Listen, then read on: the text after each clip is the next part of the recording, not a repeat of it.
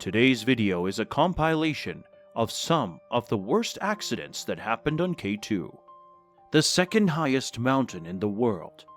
The stories we are about to tell are as protagonists: an expert Italian mountaineer who disappeared mysteriously, a Scottish mountaineer hit by an avalanche, and finally the terrible fall of a Spanish mountaineer.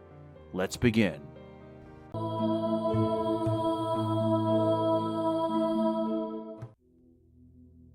Rick Allen was a British climber who discovered the mountains on a family visit to the English Lake District. He fell in love with the mesmerizing beauty of mountains and their incredible heights. His passion for mountains cultivated into an obsession, and this was the beginning of a novel, unstoppable journey. Allen was a young student at Birmingham University when he embarked on a rock climbing journey. He found inspiration from many mentors, including Con Higgins and Mick Geddes. He started working in Scotland in the oil industry when his career took a huge turn and he began traveling worldwide. In the next 40 years, Allen had an incredible climbing career that earned him awards and a reputation. Allen and Jerry Gore began climbing Everest in 1985, forming a great partnership. Allen was inspired by Jerry's strength, calling him an ace companion. Allen continued excellent climbs with commitment even in his 60s. He could carry a heavy pack, above 700 meters for days, and stay hungry for hours. Even young guys could not beat him in strength and hiking speed. In 2021, Allen and his close buddy Jerry traveled to Pakistan. They aimed to defeat the formidable K2. Jerry planned to summit as part of his K2 Insulin Challenge. At the same time, Allen aimed to collect donations for Partners Relief and Development UK, a non-profit organization dedicated to assisting worldwide communities in crisis. Allen's Himalayan achievements include the first complete ascent of Nanga Parbat Masino Ridge, which earned him the prestigious Piole d'Or Award. Allen, Jerry, Pakistani guide Ishaq Ali, European guides Jordi Tosis, and Stephen Keck arrived at Advanced K2 Base Camp a few days later to plan their K2 summit approach. Allen was motivated by the promise of a new route up K2's southeast face, while Jerry chose the traditional route with Ishaq. Tragedy struck with a chilling suddenness, leaving behind pain and shock.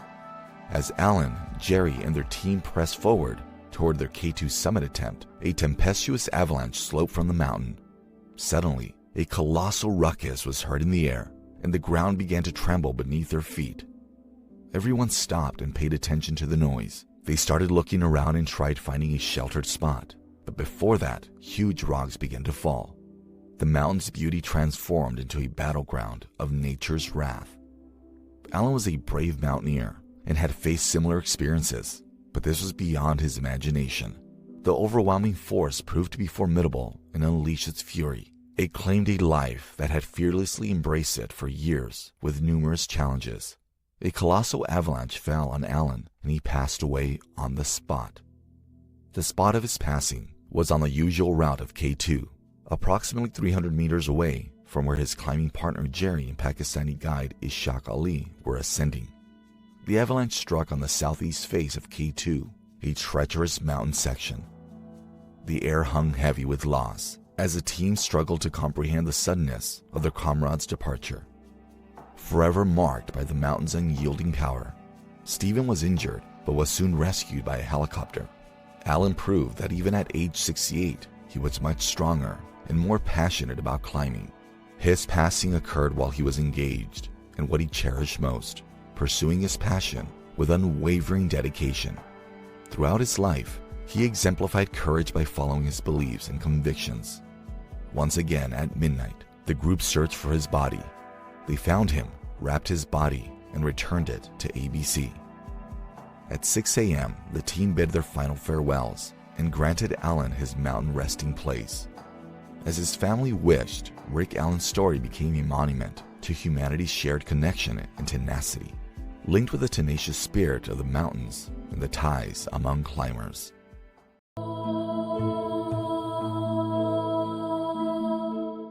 Sergey Mingod, a name of courage and mountaineering connoisseur, embarked on a journey that would always be remembered in the history of K2. Sergey was born in Parets del Valles, Catalonia, Spain, 1971. At a young age, he began his journey to the most challenging elevations in the world. His mountaineering career ended in a life filled with both accomplishments and heartbreaking tragedy. Sergey's climbing journey began in the early 2000s when he set out to conquer the world's most challenging peaks. He desired to triumph over all the highest mountains in the world.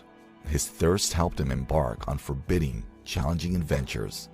However, still, he successfully climbed numerous peaks across the globe, including all 14 of the world's 8,000-meter mountains, without supplemental oxygen. He earned his fame and reputation as a formidable mountaineer.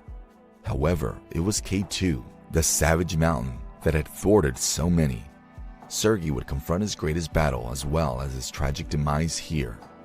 Sergey set off to his journey to Pakistan in January 2021, a nation that contained both the potential of triumph and the hazard of catastrophe. His ambition was daring but clear. He wanted to be the first Spaniard to climb K2 in winter. The 2021 winter K2 trip was a challenging undertaking that brought together some of the world's best accomplished mountaineers for a shared goal. Despite the cold temperature, strong winds, and technical difficulties, the team ascended the mountain slopes with unwavering tenacity. Among the majestic grandeur of the snow-covered peaks was a steadfast will to overcome adversity. Sergey's unshakable dedication to reaching the peak could be seen in every step he took. His expedition exemplified his enthusiasm, experience, and relentless will to conquer a mountain that had long defied even the most expert climbers. Sergey moved closer to his goal with each step, displaying the same persistence that had distinguished his climbing career. Sergey Mingod's final chapter transpired in a terrible catastrophe that will live on in the mountaineering community. Sergey had joined a winter expedition, a hazardous venture aimed at reaching the peak of K2 during the coldest season. However, the journey would end in a heartbreaking turn of circumstances. On January 16th, an avalanche rushed through Camp 1 on K2's Ambrosi Ridge. This tragic catastrophe took the lives of 10 climbers, including Sergey Mingod. During their expedition on K2, Lunger, Moore, and Mingod found themselves united by a shared tent at Camp 1 during a crucial acclimatization phase. However, their paths would diverge as he sought to conquer the formidable peak. After Lunger opted to remain at Camp 2, Mingod and Moore pressed on, ascending to Camp 3 at a challenging altitude of 7,000 meters. Their descent from Camp 3 marked a fateful moment that would forever alter the course of their expedition. As they navigated between the higher and lower Camp 1, tragedy struck suddenly and unexpectedly. Moore, leading the descent ahead of Mingod, witnessed a figure hurtling uncontrollably down a steep, icy incline. In the moment's urgency, he shouted for the figure to halt its descent, unaware that it was his friend. Only as the figure came to a stop, some 600 meters down, did Moore realize with a jolt of shock that it was Sergey Mingod. Sergey displayed astonishing gallantry and selflessness in his final moments. He sheltered a fellow climber with his body as the avalanche approached. His impulse in the face of imminent danger was to defend, even if it meant risking his own life. His acts demonstrated his character's breadth and dedication to his fellow climbers. Those who were with Sergey on the mountain were devastated by his death. Sergey was accompanied by fellow climbers who shared his ambition to conquer the world's highest peaks at the time of the unfortunate tragedy. The avalanche released a wave of devastation, shattering the team's friendship and dreams. Sergey Mingod was 49 at the time of his death, sending shockwaves to the mountaineering world and beyond. His last moments on K2's punishing slopes were a monument to his bravery, self-sacrifice, and deep attachment to the mountains. His legacy would be permanently linked to nature's raw strength and the relationship that emerged among those who dared to challenge its might. The accident marked a tragic twist in Sergey Mingod's journey on K2, a mountain he had approached with unparalleled determination. The mountain's treacherous terrain and unpredictable nature had claimed a life that had braved countless challenges. The incident echoed the inherent risks and uncertainties of mountaineering, where even the most seasoned climbers can find themselves at the mercy of nature's forces.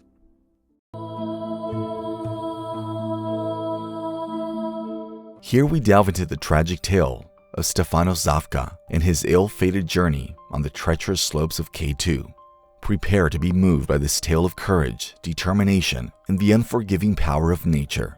It was those times when news broke around the world that 11 mountaineers had lost their lives while ascending and descending, and in those 11 unlucky mountaineers was Stefano Zavka.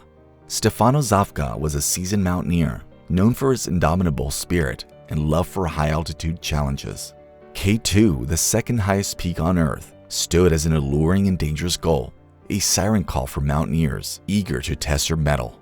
Stefano was no exception, as he set his sights on conquering the Savage Mountain, a nickname that hinted at the dangers that lay ahead. It was in early June when the Zavka team started their ascent from the base camp. The team chose the east face of the K2, which was not visited or used by a human being in the past 20 years. Now this was a challenge in itself. Stefano's journey to the summit of K2 was fraught with peril from the outset. The mountain's towering, jagged peaks, combined with its unpredictable and brutal weather, posed formidable obstacles. Stefano and his team battled through whiteout blizzards, treacherous crevices, and freezing winds that could cut through bone. The resilience and camaraderie of the team were tested as they inched their way towards the summit. They were facing a few problems of high-altitude sickness now and then, but it was bearable, and so they carried out their ascent. They were successful in climbing the giant K2 on Monday, 16th of July, 2007. It was a difficult summit as they faced a lot of hurdles, but Stefano and the team were ultimately successful. There were, in total, 18 mountaineers who climbed the K2 that day. Stefano and the team paid every price to reach the summit of the wild K2, and they proved that with the right plan and with never-ending motivation, you can do anything. Zavka's journey on K2 was an arduous and exhilarating expedition. Alongside his fellow climbers, he faced the mountain's daunting and unforgiving terrain. Stefano's dedication and camaraderie were evident as he forged ahead, relentlessly climbing toward the summit.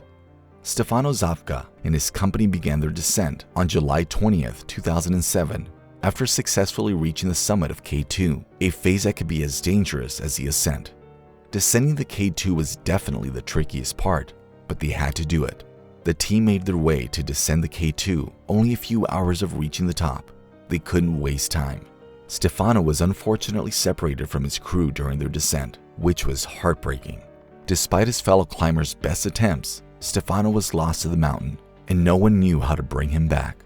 The whole team was in shock.